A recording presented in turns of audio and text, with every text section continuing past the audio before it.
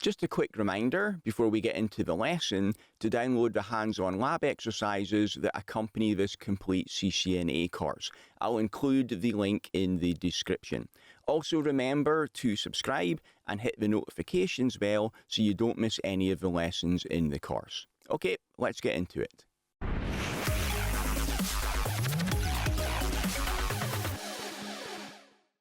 In this lecture, you'll learn about virtualization, which is one of the main enablers of cloud computing. It allows for resource pooling where multiple customers or internal departments share the same underlying hardware. And virtualization has been around a lot longer than cloud computing has. This lecture focuses on server virtualization because that was the first type available. But the same principles that I'll cover here can be applied to virtualized network infrastructure devices as well, and I'll give you some examples of those in the next lecture. So looking at our diagram here, this is the three-tier e-commerce application that we worked through as a case study in the previous lecture.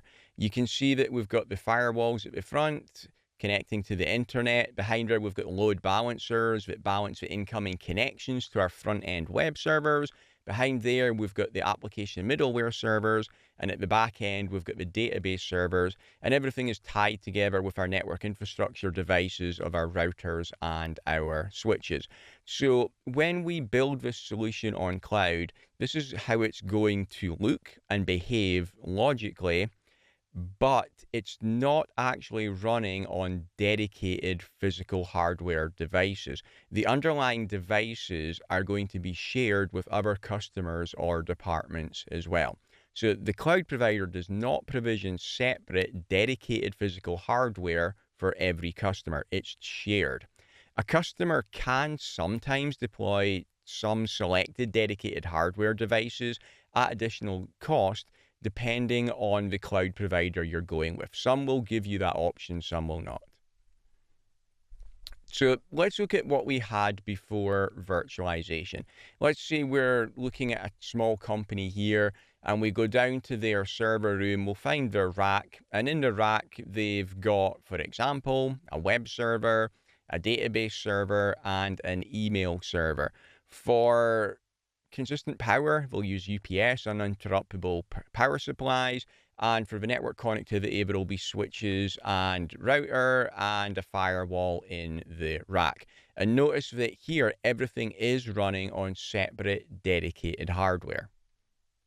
So if we look at the architecture of this, and the blue box here represents a physical server.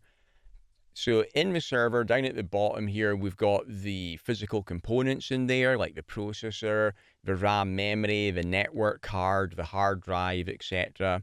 And then the operating system runs on top of there. And then on top of the operating system, we install the application.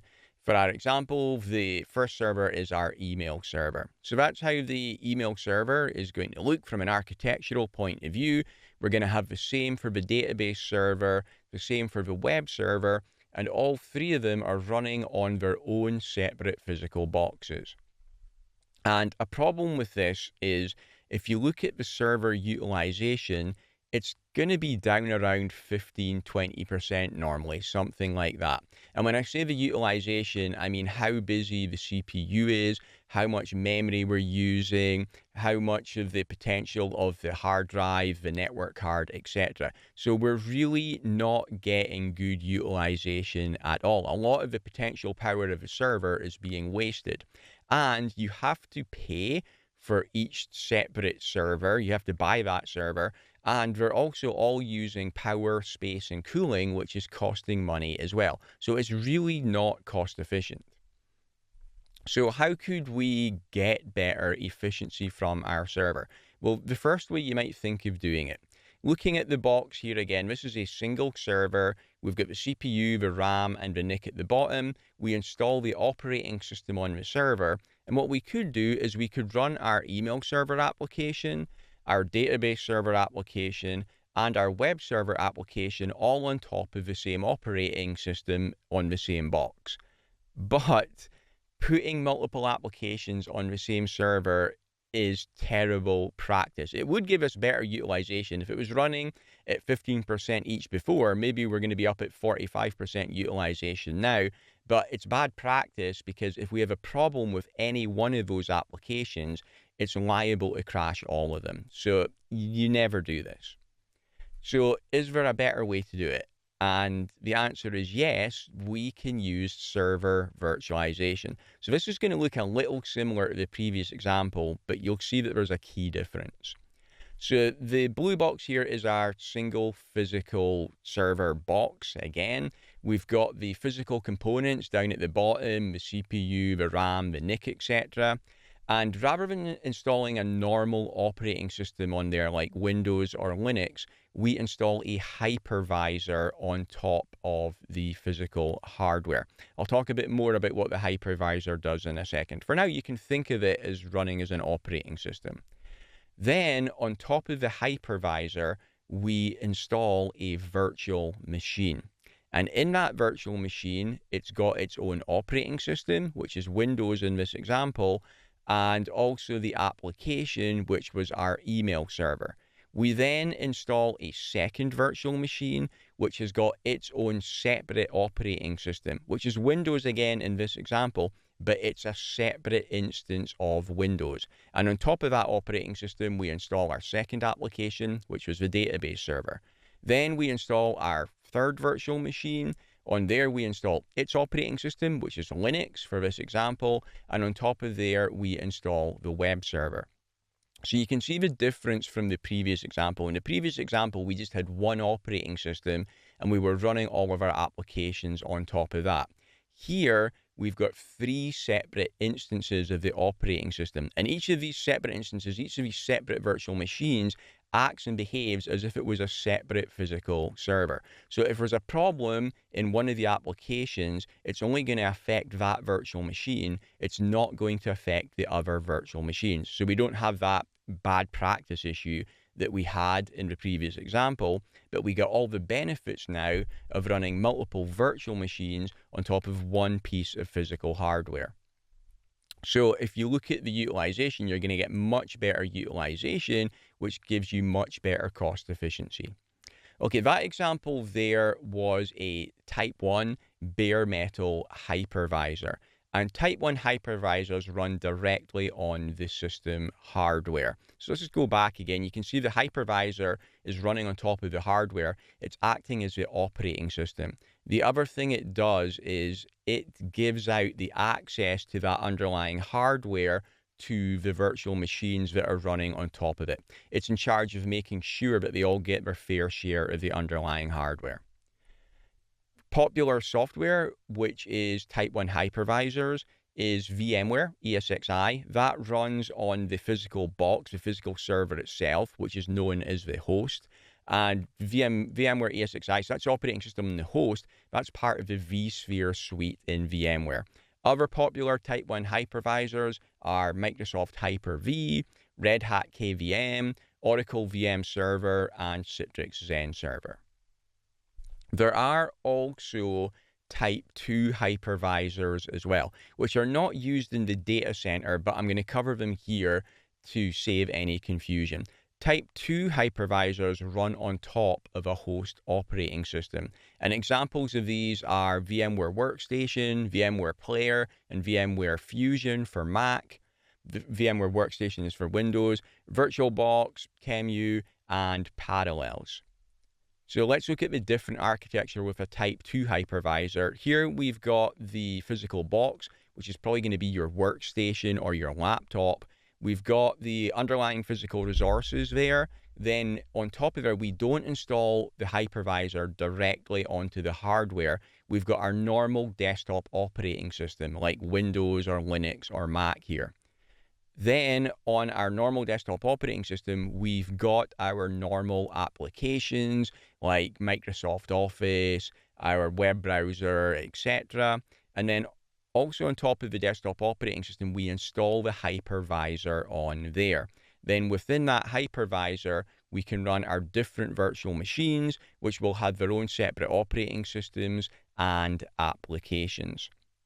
So My laptop that I'm recording this on has actually got a Type 2 hypervisor installed on it. I've got VMware Workstation Player on here, and I've already started up a virtual machine. So I'll just open that for you.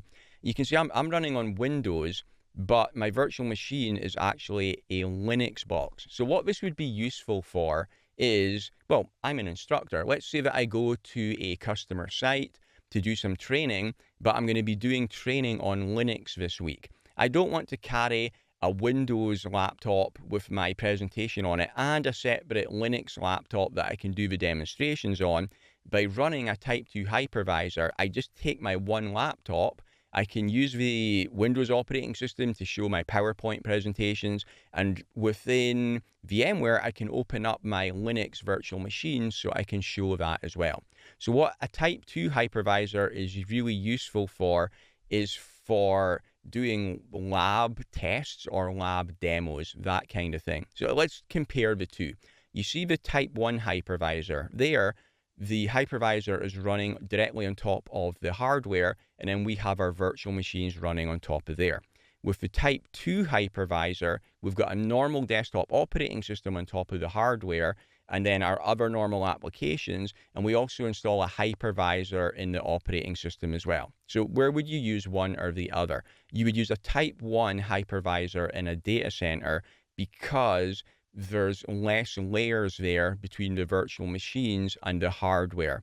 This is really built for data center environments where you're dedicating that physical server host to be used for data center servers. And because we don't have that extra layer there, you're going to get better performance. With the Type 2 hypervisor, there's an extra layer between the virtual machines and the underlying hardware. There we've got the hypervisor and a normal desktop operating system. So this would be used when you've got a normal laptop, that's what you're going to be normally using it for, and you also want to do some lab testing or some lab demos as well, and it gives you the convenience of being able to run it on your laptop. Okay, that was our server virtualization. But let me just skip back a whole bunch of slides here to our case study that we covered earlier as well. I must be just about there. Okay, here we go. So, got there eventually. With our case study, you see the servers there, our front-end web servers, our application middleware servers, and our back-end database servers. Those are not dedicated to us and us alone when we are the customer of the cloud provider. Our servers are going to be running as virtual machines, and there's going to be other customers' virtual machines running on the same underlying hardware as well. That obviously cuts the cost down, and the cloud provider can pass those cost savings on to us.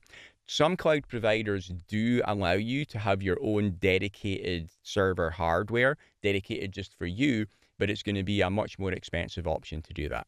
Okay, that's everything I needed to cover here. See you in the next lecture where I'll talk about virtualizing network devices. Thanks for watching. If you'd like to get the complete course ad-free right now, then you can enroll in my CCNA Gold Bootcamp by clicking the link above my head or in the description. It also includes full study notes, quizzes, and 150 pages of additional troubleshooting labs you can't find anywhere else.